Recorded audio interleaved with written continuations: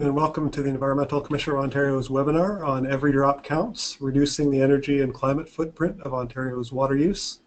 I'm Mike Parks, the Energy Manager at the Environmental Commissioner of Ontario. I'll be introducing Commissioner Diane Sachs shortly. Today's webinar will present the highlights from our report, which was released and tabled to the Ontario Legislature 2 weeks ago.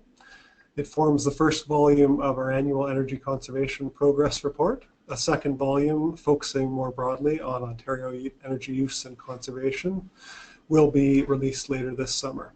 And you can download the full report or any of the chapters from Volume 1 from our website, eco.on.ca. Just like to share a few technical details before we hear from Commissioner Sachs.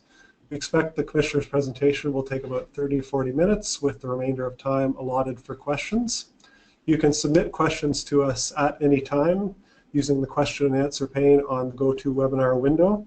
Please do not use the raise your hand feature, and if you do not see the question and answer pane, you can expand or contract your control panel using the orange arrow. We'll hold questions until the Commissioner's presentation is completed, and then try to respond to as many as possible in the time available. The webinar will also be recorded and available on our website after the presentation. So with that taken care of, I'd now like to introduce Commissioner Sachs to present some of the highlights from today's report. Welcome, Commissioner. Thank you very much, and thank you to all of you for joining us. So, as you know, last year I tabled my very first energy report as Environmental Commissioner with the Speaker of the Ontario Legislature. It contained nonpartisan, reliable facts and analysis about Ontario's energy supply, use, and conservation, focusing on the big picture. Overall, that big picture hasn't materially changed since last year, as we'll show you in a moment. So this year's report focuses on a particular part of the energy picture, and in particular the connection between water and energy. We focused on the energy used by Ontario municipal water and wastewater systems and what can be done to reduce it. And I'm now going to go to the slides.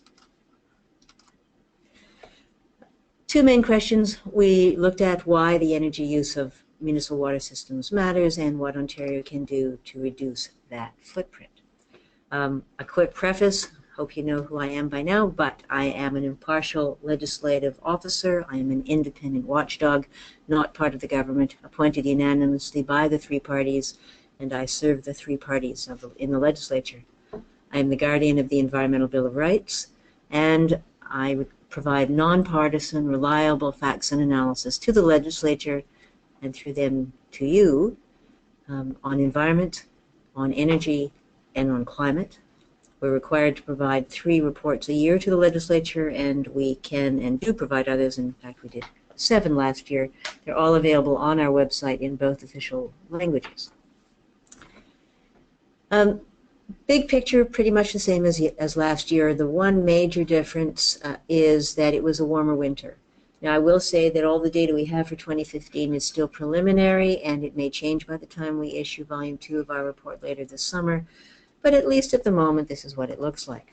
So energy use per capita is down. Again, we'd expect that from a milder winter, as well as from ongoing conservation programs. And the general composition is about the same. Electricity is in the yellow. It's the smallest and cleanest of our major energy sources. The one difference from last year is that in the race as to which is growing fastest, natural gas or transportation fuel won again. Again, natural gas would benefit from a slightly milder winter. And transportation fuel, unfortunately, continues to grow. So, why did we look at municipal water and wastewater systems? Last year we talked about the results from Ontario Regulation 39711. As you may remember, this is an unusual regulation in that it provides us with detailed information about the energy and greenhouse gas emissions of most of the buildings in the broader public sector, about 15,000 buildings, municipalities, universities, schools, and hospitals. This doesn't apply to the provincial or federal governments themselves, although we are working to get their data. The first year of data reporting was for 2011, and we're going to be talking mostly about 2011 data in this report for one important reason. Ever since 2011, the province has allowed municipalities not to report the energy used in their pumping stations. We think this was a big mistake, but it means that the data being provided by municipalities significantly understates the actual energy that they use, as well as the greenhouse gas emissions that they emit, and understates the importance of pumping in water and wastewater systems. 2011 data suggests that pumping stations use about a third of the energy that municipal water and wastewater systems do, and at that time, about 38% of reported municipal energy use. So we're using the 2011 data. We know it's farther away than we would like. One of the things we've recommended is the province should require proper reporting. After all, no one can manage what they don't measure. Now, it's not just about energy. Municipal water systems have a large footprint in terms of energy, also in terms of greenhouse gases, as well as their impact on the natural world. According to the 39711 reports, they constitute the source of about a third of municipal greenhouse gas emissions. And I should caution again, this doesn't include municipal fleets. We did recommend last year that fleets should be added. But we know, for the reasons set out in the report, that many of the greenhouse gas emissions from municipal water and wastewater systems are not yet captured by the reports, and therefore, again, this understates the actual impact. And there's many other opportunities for improving energy efficiency, water efficiency, resource efficiency in the municipal water sector, as well as saving quite a bit of public money. Now, we pause here to say that although this report focuses on the energy footprint of tap water, we didn't want anyone to think that we were suggesting that bottled water is a better environmental choice. This office has been very consistent that for anyone who has safe municipal tap water, which is about 85% of Ontarians, tap water is the better choice. And as we showed in this report, it's reasonable to expect the greenhouse gas emissions from drinking bottled water will be 40 to 1,000 times larger than drinking tap water. So we drink tap water. We hope you do too. Now, Ontario has a once-in-a-generation opportunity to cut energy costs and reduce the environmental footprint of municipal water and wastewater systems. The federal government has announced $9 billion that they're going to be putting into municipal greenish infrastructure over the next 11 years, and there will be matching provincial and municipal funds as well. So there's a lot of money about to be spent on water and wastewater infrastructure, and we think it's very important that the province think about energy, greenhouse gases, and natural water systems when they're expending that much money. So that takes us to the question, what is the municipal water cycle? And we know that many of you are from municipalities and involved in water systems, so you don't need this, but some of the other readers do. Remember, our first audience are the MPPs. So this is a graphic showing the cycle of municipal water systems from taking water from the source, pumping, treatment, distribution, water use, and so on. And what we observed is that there are significant opportunities for greater efficiencies at every stage in that cycle. So that's good news. There's lots of opportunities. This is a graphic showing what energy is used in the municipal water cycle. And as you can see, the left-hand side is drinking water. The right-hand side is wastewater. So it's mostly electricity that's used in the municipal water and wastewater system. And as, again, you know from our last year's report, Ontario's electricity is very low greenhouse gas emission. About 90% of Ontario's electricity is from low GHG sources. On the other hand, about a third of the time in Ontario, gas-fired generation is at the margin. So the impact of using electricity on greenhouse gases depends on when you use it, which is something that historically hasn't been taken very much into account by municipal systems. As you'll see on the right-hand side, most of the, about half the energy use is in wastewater treatment, and most of that is in pumping, aeration in the wastewater process.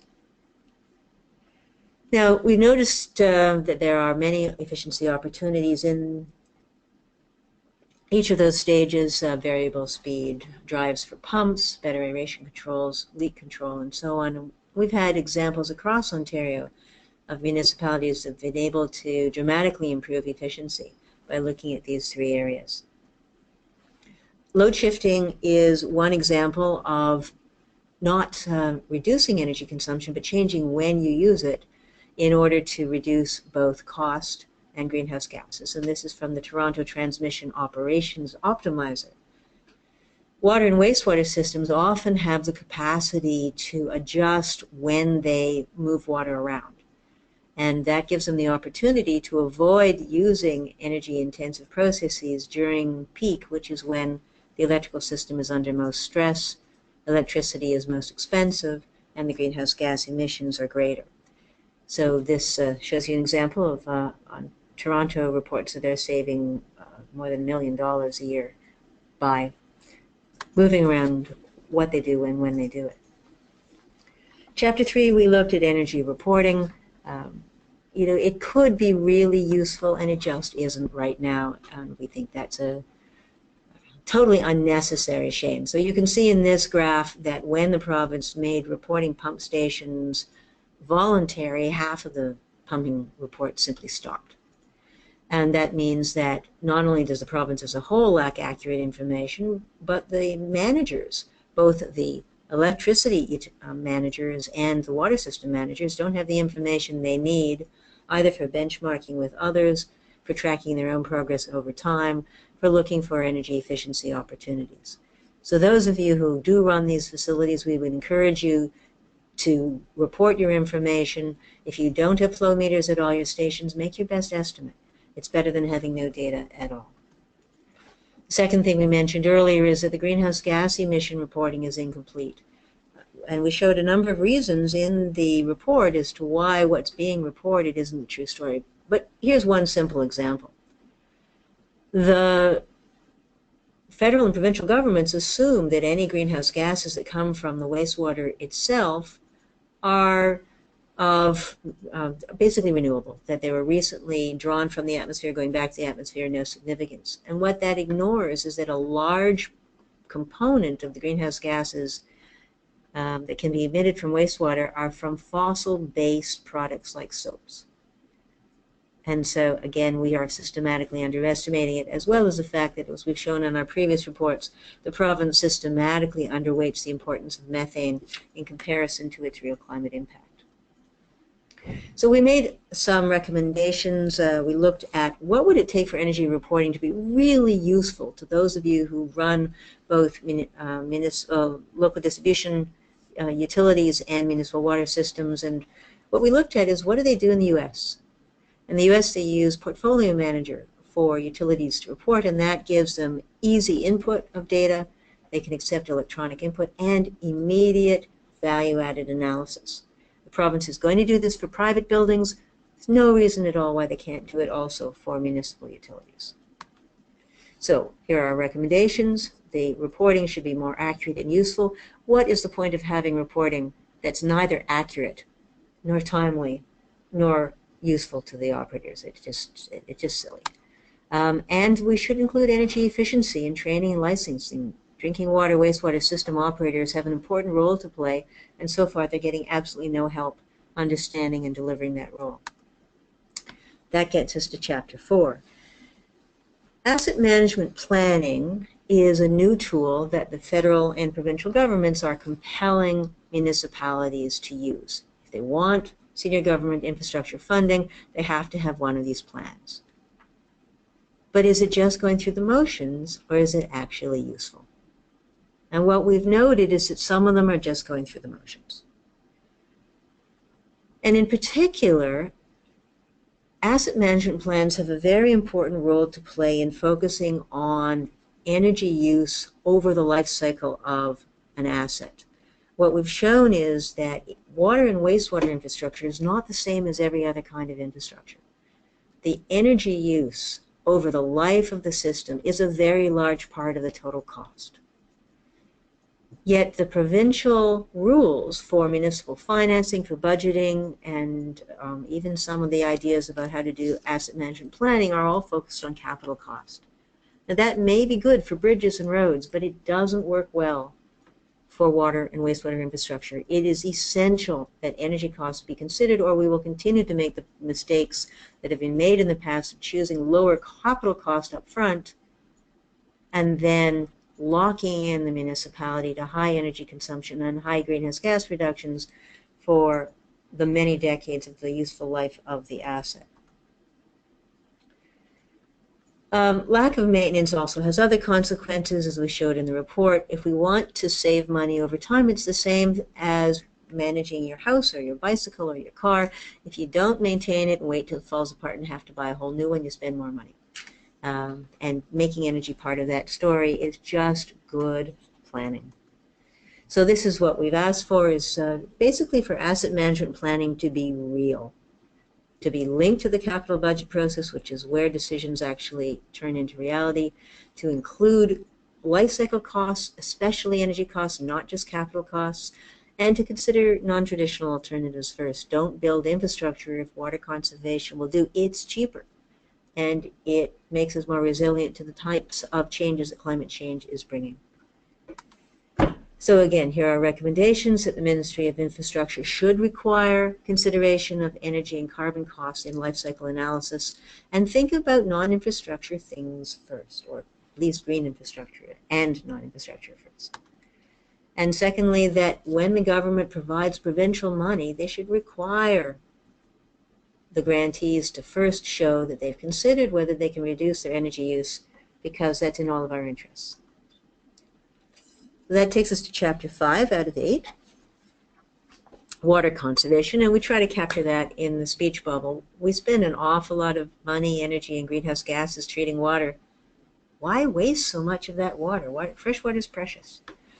So we are getting better. In Ontario, the total water use is the blue dots, the orange is residential water use. And there's a couple of reasons why we have seen that improvement over the last decade. One is because of the spread of water metering. Another is that there have been more efficient appliances. But there's still a long way to go, as you can see. Here's a comparison in Durham region. Again, the houses in Durham region, most of them are fairly new. And yet, if you compare existing homes to the new homes built to code to homes built with some attention to water efficiency, there's a lot of room for improvement. Now, Ontario's water law is based generally on the old British principle, well, the old British assumption that there will always be enough water for everyone as long as we're halfway sensible. And climate change means that that is no longer reliably true. So this shows you last summer's drought, and even for communities very close to the Great Lakes, there were water shortages last year. There were places in Quinte Conservation Area where the fire wells went dry. So there was no water for the fire departments to go to in an emergency. We have to expect, as climate change worsens, that there will be more and more fluctuations in terms of water quality and availability. And water conservation can help maintain resilience as these things change. So what works? Well, we know that water meters work. And the rollout of water meters to almost all individual properties has been very effective across Ontario. We show some little examples in the report of cases where water meter rollout almost immediately resulted in a rapid reduction in water consumption.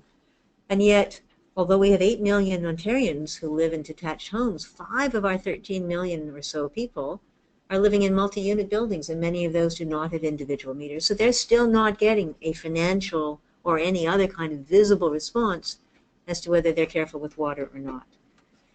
Lots of other opportunities, codes and standards, I mean, especially toilets. Why waste so much water every time you flush the toilet? Water use reporting for public buildings. Private sector is going to have to do it. Why not the public sector? Water conservation, grey water reuse. There's a lot of opportunities. The good news for Ontario is, since we continue to be fairly inefficient, we've got lots of room to get better. One area in particular that people don't often think of is how expensive it is to use extra fresh water in the summer. It's expensive for the utilities because of the high capital cost of meeting the peak, but it's also expensive in terms of the impact on water systems, because municipal water systems take their peak from ecosystems at the very same time that agriculture takes its peak, at the very same time as the ecosystem is under greatest stress, water levels are at the least, temperatures are the greatest. So reducing summer peak water use has many advantages, disproportionate advantages, much more valuable to conserve water in the summer. So here are some recommendations for the building code, and some recommendations for the Ministry of Environment and Climate Change. We've also recommended that the ISO, the Independent Electrical System Operator, and electrical and gas utilities should look for opportunities when they're in buildings, homes, businesses looking at energy conservation. It costs very little extra to also look at water conservation. And we tend not to do it just because they're different silos, and this is silly. If we take that same opportunity, the time and attention that we have with the homeowner, the property owner, the business owner, there's a lot of opportunities to save everything together, and they're all connected. Just wanted to remind you that if we will be taking questions in a few minutes, so please send them in so that we've got some questions to answer. Okay, water reuse. Now, this is another side of the water conservation issue. Once we've used water once, is it really something we need to throw away? Lots of places around the world use water more than once. One of the biggest Canadian examples is in Calgary. So they take their municipal wastewater and they reuse it for cooling at a large energy center, and that reduces freshwater withdrawals from the Bow River. Israel reuses 80% of its wastewater. California is reusing now more than 826 million cubic meters. And after the drought they've had, there's strong popular support to reuse water all the time, whether or not there's a drought, because people are coming to understand that they just can't take water for granted as much as we used to. Now, one of the great advantages of water reuse is that, again, you could save energy because you don't have to spend as much energy treating the water to such high standards for some kinds of uses. San Francisco, for example, uses treated wastewater to water golf courses. And golf courses need a lot of water, but they don't need that water to be drinking water. So lots of examples being used around the world, and beautiful graphic here. So there we are. What we heard from the municipalities is not that they lack opportunities, but that they lack clarity from the province as to what the rules are, what the liability is, what's acceptable and what isn't. And because the approval process is already so difficult and slow and expensive in Ontario, without clarity, we're just not going to see Ontario municipalities moving in this direction. And we think it makes a lot of sense to look at water reuse, particularly as part of Ontario's climate adaptation plan. We have to get ready for the fact that we're going to have not only more floods, but also more droughts. And water reuse can be part of that solution. That takes us to phosphorus.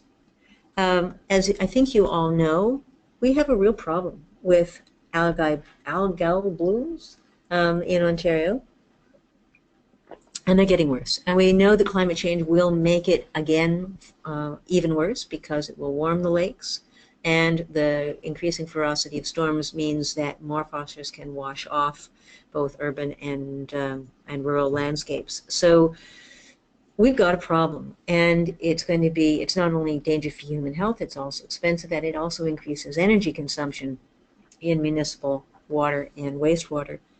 These are the sources, and as you can see, the best evidence that we have at the moment, if you look at Lake Simcoe, which has been very carefully studied, only about 7% of that phosphorus is coming from the wastewater treatment plants. A surprising amount is blowing into the lakes, and some of that is from, again, nearby fields. Some of it is agricultural, some of it is urban runoff, but the key point is almost none of it, well, 7%, is coming from the wastewater treatment plants, only about 12% in all point sources in Lake Erie. And in that context, it just makes so little sense that the provincial government has been focusing so hard on the wastewater treatment plants. So as you can see from this graph, quaternary treatment, which some of the plants are being forced into, costs about $100,000 per kilo of every kilo of phosphorus.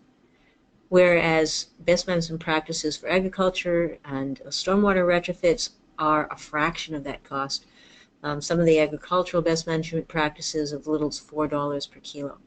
So we look at this and we think, what is the possible sense of using $100,000 of public money to reduce 1 kilo of phosphorus from the smallest source there is, or one of the smallest sources, while ignoring the opportunities to reduce phosphorus in stormwater, urban runoff at 1% of the cost, or even less looking at agricultural runoff? It just doesn't make sense to use so much energy, create so many greenhouse gases for so little benefit.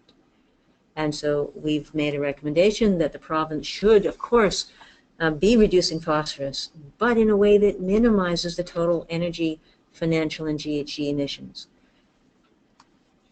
And finally, biogas. Now, this one has always been fun.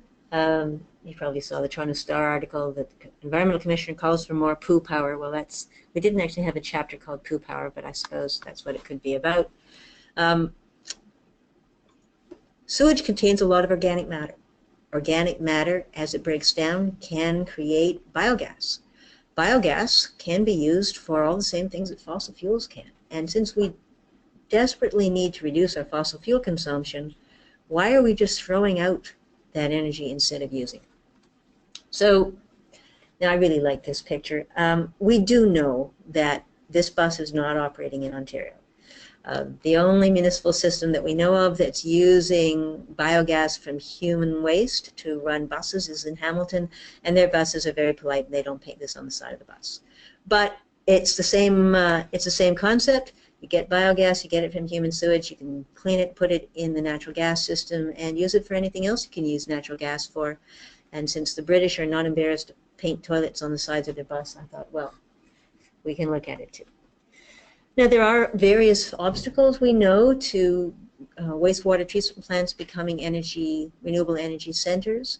Environmental approvals is one of the big ones. And I'm certainly very aware after 40 years of being an energy and environmental lawyer how difficult it is to get environmental approvals and how long it takes. Uncertainty about the financial value of renewable natural gas is an obstacle, and the whole question about scale. Many municipal wastewater systems have less than 5,000 cubic meters of sewage, and that means they simply don't have enough volume for cost-effective anaerobic digestion. But there are answers to all of these things. So on the financial value of renewable natural gas, we're really pleased to see the Ontario Energy Board engaged in a program to develop a framework for pricing renewable natural gas that goes into the gas systems. I think they're hoping to finish that this year. In terms of scale, great to see Stratford leading the way in following examples set in other places like St. Hyacinthe, Quebec, and in California, where you can bring in food waste, for example, other organic materials, and digest them in the wastewater treatment plant together with the sewage, and that way you get enough, basically enough energy to make it cost effective to capture the biogas and make good use out of it. And in terms of environmental approvals, well, this is something that the Ministry of Environment and Climate Change can control. And given their commitment to climate change, we really hope to see some action on this.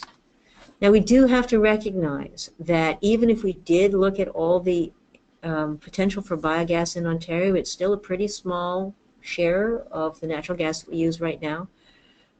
But it's important, and as we become more and more efficient, there's more initiatives being rolled out to make buildings and other activities more efficient at the use of natural gas, the proportional importance will increase. And we can also look forward to better technology developing in this area as it has in other forms of renewables. So that leads to our recommendation. We've asked the Ministry of Infrastructure to make anaerobic digestion and energy recovery eligible for funding as part of this infrastructure. We've asked the Ministry of Environment to get serious about their regulatory approvals process. It makes no sense to have a regulatory process designed to protect the environment prevent people from doing things that we need done to protect the environment. And we're asking the Energy Board to set their natural gas content requirements and cost recovery criteria, and we're really optimistic that they will have done that by the time we report to you on energy again next year. So that's a brief summary of the report. Thank you very much to everyone who helped us. As I hope you've heard us say before, we really appreciate your help. We couldn't do what we do without the support and assistance and collaboration of people right across this province. So thank you very much indeed. Thanks very much, Commissioner. We'll now start taking some questions from the audience. I'd encourage you to submit your questions again using the GoToWebinar panel. We've got a few questions already.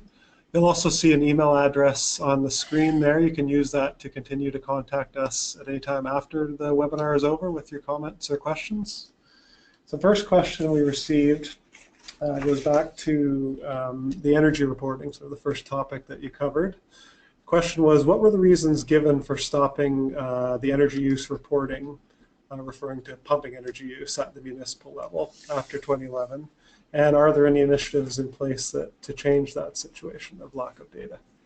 Well, as we said in our report, the explanation given by the ministry we thought was a not very good one. The indication was that there had been concerns expressed by some municipalities that they didn't have flow meters in place in all of their pumping stations. Now you will note I said flow meters. Flow meters are not about energy use. That's simply about the question of how much water or wastewater went through the pumping station. There was nothing on the public record that indicated that municipalities had any difficulty in reporting energy use at the pumping stations. And no reason has ever been given by the Ministry of Energy as to why, in response to that concern, their response was simply to eliminate the reporting. What we have suggested is that for municipalities who don't have flow meters in all pumping stations, that the Ministry of Infrastructure should offer them one of two alternatives: either help them with the cost of the meters or allow them to use estimates in terms of the flow. But in terms of the energy use itself, all of that data is available. Municipalities are not getting their energy for free, so they know how much energy they're using. And as we get better and better downloads of information from the electrical utilities, which is primarily what we're talking about here, that information is available. We've asked the ministry to do it. They've indicated that they're considering our recommendations. We will, of course, be following up on our recommendations, but support from the municipal community would be extremely helpful. Okay, thanks very much. Our next question, quite a broad question.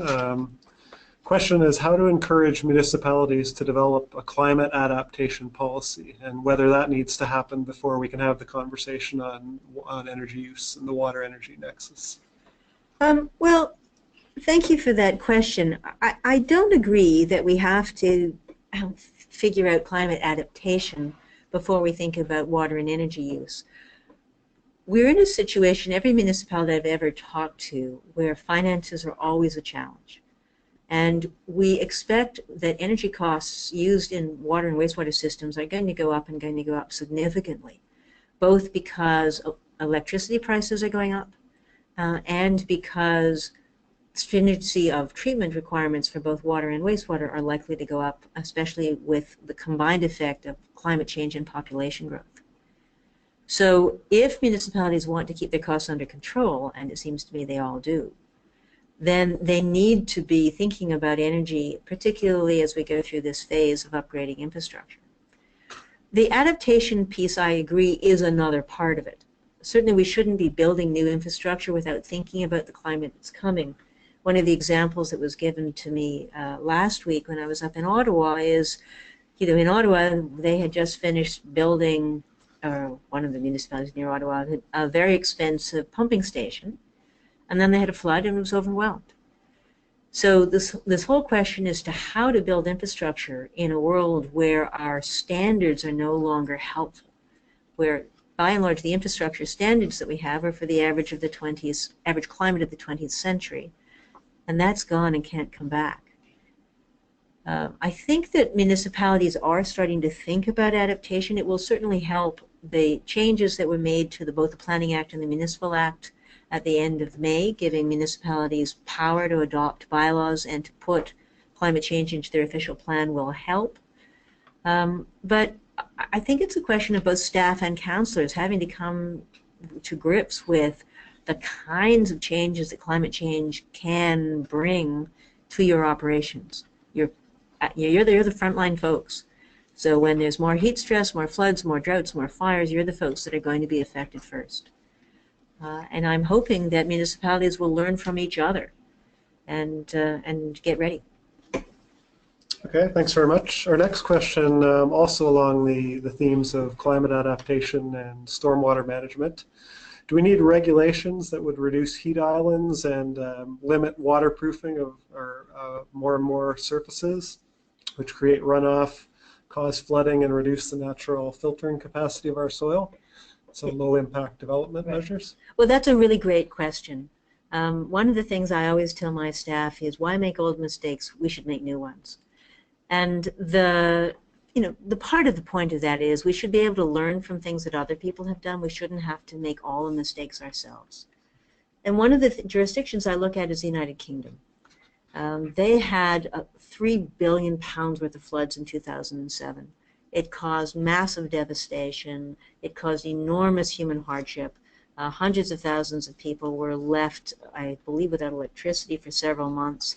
They almost lost a major dam. I mean, it was just the biggest disruption of civil infrastructure since the Second World War. And in response to that, they have a report called the Pitt Report, Lord Pitt, who looked at what needs to be done to prepare for the kind of changes that climate change is bringing. One of the things he said was, don't let people pave their yards anymore. He also suggested, don't let people connect when property is developed, don't let them connect to storm sewer systems anymore. Now, do we have to go through those kinds of floods before we decide what to do? But I agree with you absolutely. We have to look upstream. We can't expect that we can continue to just build bigger and bigger and bigger infrastructure. And I hope you noticed that we did a report on stormwater infrastructure in particular last November. It's available on our website, and we emphasize the importance of looking at green and not just gray infrastructure when we deal with stormwater. And again, we know the challenge is going to grow. Okay, thanks very much. Our next question goes back to some of the comments you made earlier on water metering. Why are apartment buildings left out of a lot of environmental initiatives? Water metering, but the questioner also mentions composting as an example. I mean, that's a really good question. And it's also true that the distribution of multi-unit buildings is quite different in different parts of the province. I mean, in Toronto, more than half the people live in multi-unit buildings, and I don't think that's true elsewhere in the province. One of the reasons has been that environmental initiatives have become common, in the last couple of decades, and a lot of the multi-unit buildings were built before that. We have seen the building code for multi-unit buildings improve, and we've made a number of recommendations in our report to have that improvement continue. We do know that on energy efficiency, for example, the building code has called for a predicted improvement of about 13% each 5-year cycle, and that has applied to multi-unit buildings as well as single-unit buildings. But but you're absolutely right that the focus has been to think about real, as in single-family homes first, and then apartment buildings afterward. And that's something that needs to change, given that, as you saw, 5 million of Ontario residents already live in multi-unit buildings. And we're seeing greater awareness of that at the Ministry of Municipal Affairs. Okay, thanks very much. Our next question related to water conservation. What can we do to encourage municipalities that have cut back on the conservation programs, the initiatives for low-flow toilets, things along those lines? Well, we're hoping that our report will be helpful to those municipalities because we're pointing out how much it can save them and how much the stresses are going to be on them going forward.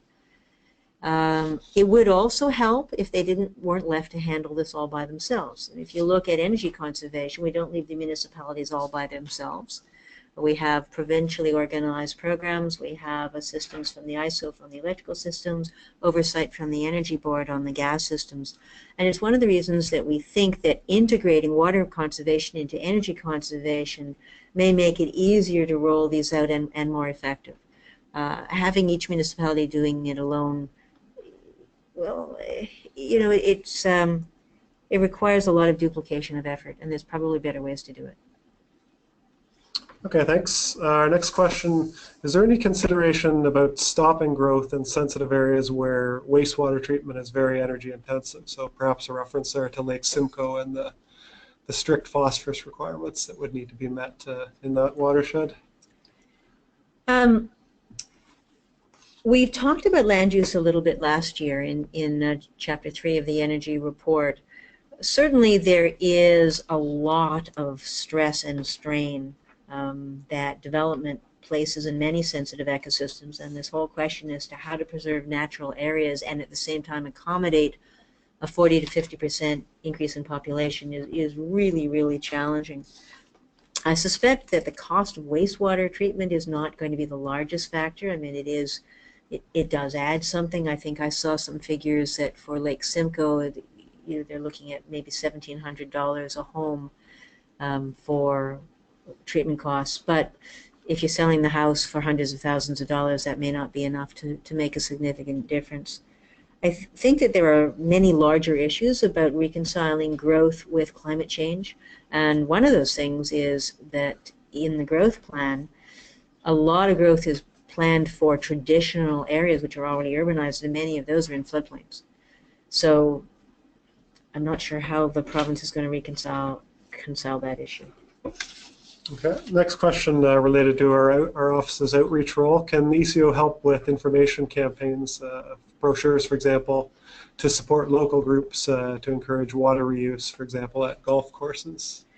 Well, we are delighted to help people with information based on our reports. We have executive summaries of our reports in hard copy that are available, and if you've got a way to distribute those to golf courses or others, we'll be really glad to provide them.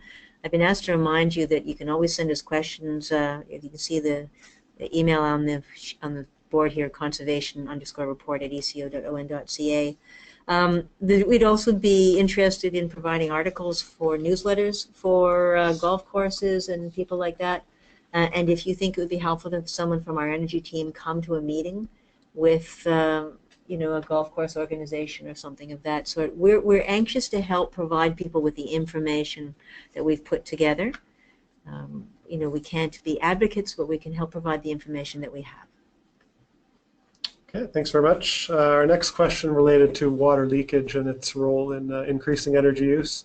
Are municipalities currently required to report their leakage rates? Do we have any statistics on the related wasted energy use? And if they're not required to report now, should that be a reporting requirement?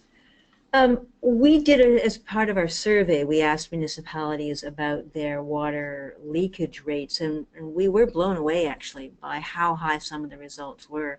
Some municipalities simply didn't know. Some were as high as 30–40%. And the energy impact is quite a bit larger than the leak rate, because you have to pump water harder in a leaky system. So you're using much more energy for pumping, and when you're pumping at high pressures, you're more likely to have more leaks, and you're more likely to wear your pumps out more quickly. So leaks have a disproportionately large impact.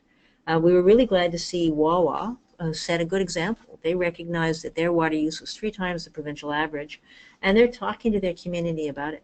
And they have a program to do something about it and get their water use down, because, again, they want to be responsible and they want to save money. Okay, thanks very much. Next question about the water revenue requirements for municipalities. Is there a point at which you need to stop encouraging conservation as it's cutting into the revenues that the municipality needs for its infrastructure maintenance? Well, that's a very fair point. We recognize that for water and wastewater systems, 85% or so of the costs are fixed costs. And so if you did have a dramatic decrease in water consumption, then you have to, and if you're paying for your costs on a per liter basis, then you have to increase the per liter cost. The fact remains that water is precious and it is going to be becoming more scarce. What we ask municipalities to do is to do full cost pricing, figure out the true total cost of operating their systems over the long run, and then figure out how to pay for it.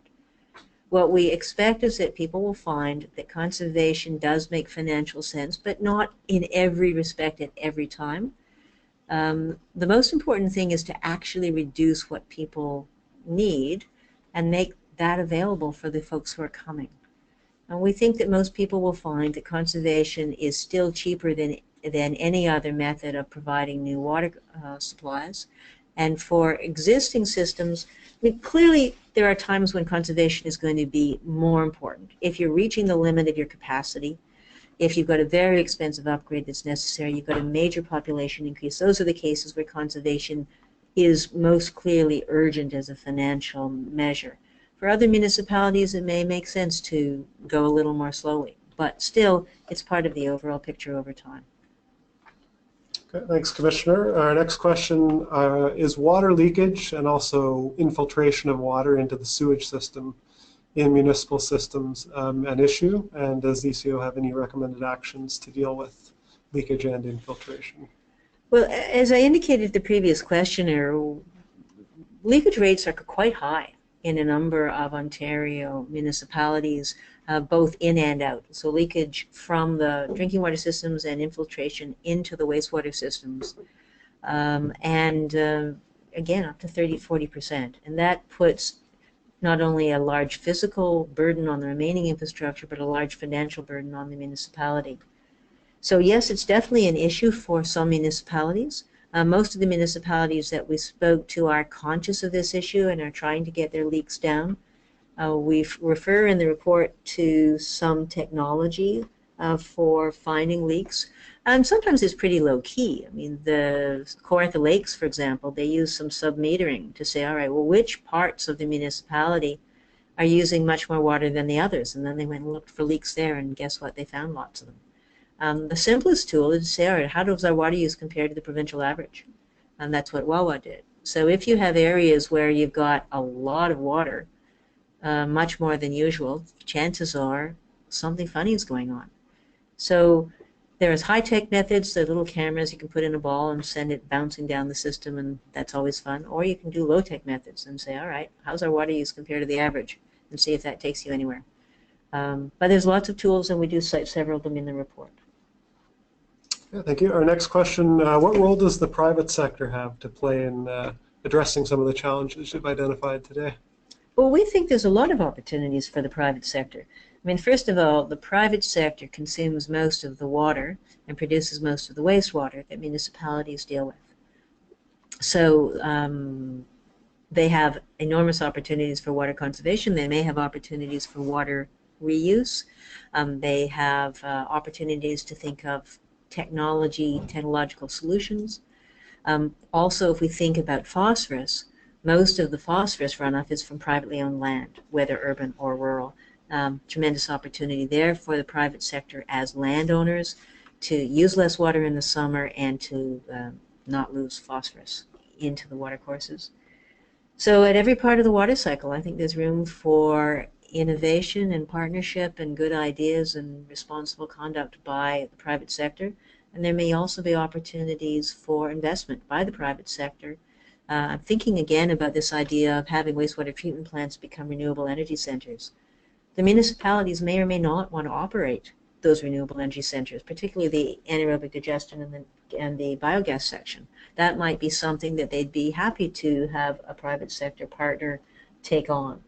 So we're at a stage now, given the climate imperative, we need to have such a fundamental transformation of our energy system. This needs everybody's participation and everybody's good ideas. And we have an exceptionally well-educated population in Ontario. We've got a great diversity of backgrounds and knowledge. We need everybody's good ideas. Yeah, thanks very much. Just like to remind our audience, we've got about 5–7 minutes left. So if you've got any last questions, please get them in. Our next question, back to the topic of phosphorus. Do you think that offsetting of phosphorus is a good idea, and why is it not being used more broadly currently in Ontario? I'm really glad to see that phosphorus trading will be possible under the amendments to the Ontario Water Resources Act that come into effect on July 1st. I was very impressed with the success and effectiveness of phosphorus trading in the South Nation conservation area. who really were the pioneers of this in Ontario, and they've been doing it for more than 20 years. And from the data they provided to us, they believe that they've achieved a 20-to-1 benefit, that by diverting money from the output pipe of the wastewater treatment plant to making money available to farmers through committee run by farmers, that they've had 20 times as much impact in reducing phosphorus. So I'm very interested in cost-effective public policy. And if phosphorus trading can do that, then it's got great opportunities. We do know it doesn't always work. We do know there are local effects, and you can't treat a local problem with a trading system. But we've also seen in Ontario that it can work and work really well. And the retired director of the South Nation Conservation Authority, he's got 20 years of experience on how to make this work. He's written about it. He's interested in talking about it. He's a great resource, and I suggest that people get in touch with them to talk about how they've made it work. Okay, thanks. Our next question, always a sensitive topic for municipalities. Does the price of water need to increase to discourage wasteful use? And a related question, will the carbon pricing have any impact on the price of water? Let me try the second one first. So as I already indicated, most of the energy used in the water and wastewater systems in Ontario is electricity, and most of the electricity is low carbon. So the price on carbon that we have in the cap and trade system will have a relatively modest effect on the cost of water and wastewater treatment. I think we're going to see much larger impacts from things like the algae blooms and the increasing stringency of phosphorus. In terms of the price of water, we didn't do an extensive investigation of water pricing because that's been investigated recently in Ontario by others. What we do feel very strongly is that full cost pricing is necessary, just as Mr. Justice O'Connor recommended after Walkerton. We've had 2 different statutes passed in Ontario to provide for full cost pricing, but they've never been implemented. So we do expect that full cost pricing would mean that the cost of water has to increase, because we know that water and wastewater systems are systematically underfunded, just the way stormwater systems are. And if we don't make honest conversations with our residents, we're not going to get to full cost pricing. Ontario pays one of the lowest rates of water in Canada, and Canadians pay one of the lowest rates for water in the world. And so it's no surprise that people are a little careless with it and that we don't provide proper funding for our infrastructure. In terms of specifically using the pricing to discourage use, we do point out, and I mentioned earlier, the particular importance of becoming more efficient with water in the summer. And some jurisdictions do price water differently at those key times. So that's something that municipalities can consider. Yeah, thanks very much. Our next question, kind of also on the issue of valuing water. How can we get more Ontarians to be more accepting of grey water reuse? Well, the key fact is we don't have clear standards for it right now. We mentioned that in the report. The building code does allow a certain amount of grey water use, but there isn't a clear standard. When is it okay to use it in toilets and when isn't? When is it okay to use it for golf course and when isn't it? And so clear standards are important, I think, and also just to get more comfortable talking about it.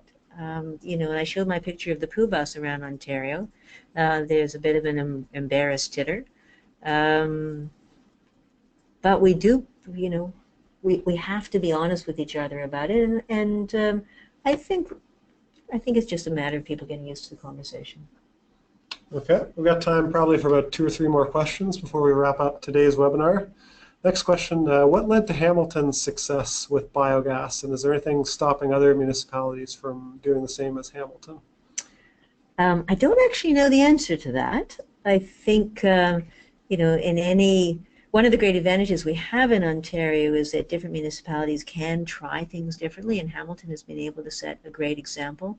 I do know it's essential to have a cooperative gas company, and now I think we could count on all municipalities of cooperation from their local gas company.